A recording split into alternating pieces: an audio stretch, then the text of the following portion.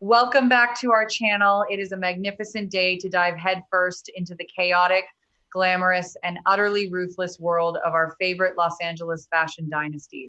Grab a cup of coffee and buckle up because we have so much to unpack today, and the drama is absolutely overflowing. Brooke Logan Forrester is completely losing her grip on reality, and honestly, who can blame her when her own flesh and blood has committed the ultimate corporate treason right in front of the entire world? She is determined to get revenge, and we are not just talking about some passive aggressive comments in the Forrester boardroom because Brooke has already escalated things to physical violence, pushing her own sister, Katie Logan Spencer, and literally smashing the Logan Company sign is just the beginning of what promises to be a scorched earth campaign against everyone who has wronged her. What is Brooke going to do next when the initial shock wears off and the cold calculation sets in? She is a woman scorned not by a lover, but by her daughter and her sister, which is a betrayal that cuts so deep it might just sever the Logan family tree at the root. The sheer visceral rage radiating from Brooke is terrifying, absolutely terrifying. Ridge Forrester and his son RJ Forrester are standing on the sidelines watching this matriarchal meltdown, and they are genuinely terrified because they realize that Hope Logan Spencer really has no idea what she has just done. She thinks this is just a business move, a simple change of scenery to a place where she feels valued. Ridge knows Brooke better than anyone, and he knows that when Brooke feels this level of profound betrayal, she does not just get angry, she gets even. RJ is watching his mother turn into a vengeful force of nature, and he is bracing for the inevitable explosion that is going to take down anyone standing in the blast radius. Does Hope truly understand the monster she has awakened? Probably not. She is too busy celebrating her runway success to see the tidal wave of Forrester fury that is about to crash down on her head. Speaking of Hope and her incredibly messy life choices, we have to talk about her living situation because being evicted from Brooke's property is a harsh reality check that is forcing her and Liam Spencer to pack up their lives and move into the Spencer mansion. Bill Spencer and Katie are welcoming them with open arms, of course. They keep throwing around the word family like it is some kind of magic shield that will protect Hope from the consequences of her actions. Family first. Family always. What happens when the honeymoon phase of this new arrangement wears off? Living at the Spencer estate is not just a change of address. It is a complete immersion into the Spencer way of life, which is famously ruthless and completely unforgiving. Hope is going to be living with the man who bankrolled her betrayal and the aunt who orchestrated it, while Liam is essentially moving back into his father's shadow. They are going to be eating breakfast together and strategizing at the office together and coming home to the same massive mansion together. It is a recipe for absolute claustrophobic disaster. I wonder if living together and working together could prove to be just too much for Hope, who is used to having her own space and her own moral high ground. What happens when she starts to see Bill and Katie in another light? When the reality of their cutthroat business tactics starts to bleed into their family dinners? Hope has always fancied herself the moral compass of Los Angeles, but you cannot live in the Spencer mansion and keep your hands completely clean. It just does not work that way. And she is going to wake up one morning and realize she has traded one controlling matriarch for a billionaire patriarch who views her as a shiny new weapon in his endless war against Forrester Creations. Bill does not do anything out of the goodness of his heart. He is using hope. Katie is using hope. Liam is just smiling and nodding because he orchestrated this whole defection in the first place. The psychological toll this is going to take on Hope is going to be massive. Will she crack under the pressure of being the golden goose for Logan Designs while simultaneously being the black sheep of the Logan family? Yes, absolutely.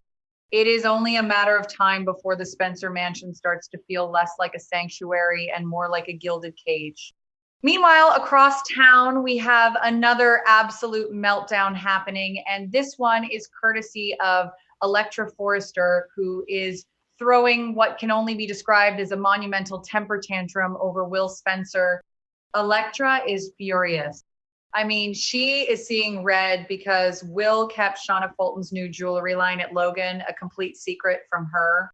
Now, her own jewelry line at Forrester is on hold, and she is lashing out at Will like he personally reached into her office and shredded her sketches. Elektra is completely freaking out and demanding answers that Will simply cannot give her without breaching his own corporate confidentiality. Will and Elektra work for competing companies. He is at Logan and she is at Forrester. What exactly did she expect him to do? Hand over the Logan quarterly projections and design portfolios over a romantic dinner at the beach house? He couldn't tell her he was protecting his family's business interests, just like Bill and Katie ordered him to do. Elektra does not care about corporate espionage laws or non-disclosure agreements because Elektra thinks that Will should give her utter and total obedience. Total obedience. It is wild to watch her demand this level of absolute submission from her boyfriend. I swear every single day, Elektra is reminding me more and more of Steffi Forrester Finnegan. She has that same dictatorial edge, that same uncompromising demand for loyalty that borders on paranoia. If you are not 100% with her, you are against her. And right now, Will is definitely in the crosshair. She refuses to see things from his perspective. She views his silence as an unforgivable betrayal. And honestly, it makes you wonder if she is just looking for an excuse to blow up this relationship again. Elektra could easily dump Will once again. The beach house living situation is hanging by a thread, and that thread is fraying faster than a cheap knockoff dress. And who is waiting in the wings, ready to swoop in and pick up the pieces of Elektra's shattered heart? RJ Forrester, of course. RJ is always hovering just out of frame, waiting for Will to mess up so he can play the supportive hero. He will continue to offer Elektra comfort. He will listen to her complain about Will's deception, and he will nod sympathetically and tell her that she deserves better. He is an opportunist, a smooth talking Forrester who knows exactly how to play the game, and right now he is playing it perfectly. But wait a minute. What does that mean for RJ's current romance with Melissa Dillon? Are we just supposed to pretend that RJ and Dillon haven't been sharing passionate kisses and heating up the dance floor at the bikini bar? Dillon is not going to just sit back and watch RJ gravitate back toward Elektra without putting up a fight. She is already working at Forrester Creations now, which means she is in the building. She is watching everything. Dillon has her own complicated history with Will and Elektra, and she is not the type of girl to just quietly exit stage left when things get messy. Dillon might just decide to blow this whole thing wide open. If RJ drops her the second Elektra is single again, Dillon is going to feel incredibly used and betrayed. Will she run to Will and offer him the comfort that Elektra is denying him? Will we see a complete swap of partners where RJ gets Elektra and Will ends up with Dillon? The messy love quadrangle is reaching critical mass, and someone is going to get seriously hurt. My bet is on Dillon being the wild card who throws a wrench into RJ's carefully laid plans to win Elektra back. She knows too many secrets. She knows about Ivy's manipulation. She knows how to play the game too. Let us pivot to the darkest corner of Los Angeles, where Sheila Sharp is quietly and methodically lighting a fuse that is going to blow up the entire Finnegan family. Sheila might remind Taylor Hayes of their deal. And when I say remind, I mean she is going to threaten her because Sheila isn't known for her patience. She wants what she wants, and she wants it now. And what she wants is monitored visitation with John Finn Finnegan and Hayes Finnegan 2 days a month. It is the price she is demanding in exchange for signing Deacon Sharp's divorce papers. Taylor is trapped in a nightmare of her own making. She slept with Deacon. She fell in love with Deacon. And now she has to pay the troll under the bridge to get her happily ever after. Taylor will need to talk to Steffi soon enough. She has to be the one to pitch this insane idea to her daughter. Can you even imagine the sheer terror Taylor must be feeling right now? She has to walk into the Cliff house, look Steffi in the eye and say, hey, I know Sheila shot you and left you for dead in an alley, but I really need you to let her hang out with your husband and your son so I can marry her ex.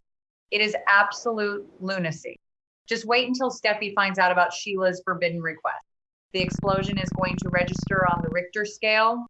Steffi is already sharpening her knives for Hope in the Logan Fashion House. Her stress levels are off the chart. When Taylor drops this Sheila bomb, Steffi is going to absolutely lose her mind. She will view this as the ultimate betrayal. Her own mother choosing a psychopath over the safety of her grandchildren. Steffi will scream. She will cry. She will probably throw things, and she will absolutely unequivocally refuse to grant Sheila even 1 second of access to Finn and Hayes. Where does that leave Taylor? It leaves her empty-handed and terrified of what Sheila will do next. Because if Taylor fails to deliver on her end of the bargain, Sheila's not going to just quietly sign those divorce papers and fade into the background. Sheila will retaliate. She will unleash hell on Taylor and Deacon and anyone else who gets in her way. The tension is suffocating. Every time a door opens or a phone rings, Taylor is going to jump out of her skin, wondering if it is Sheila coming to collect her due.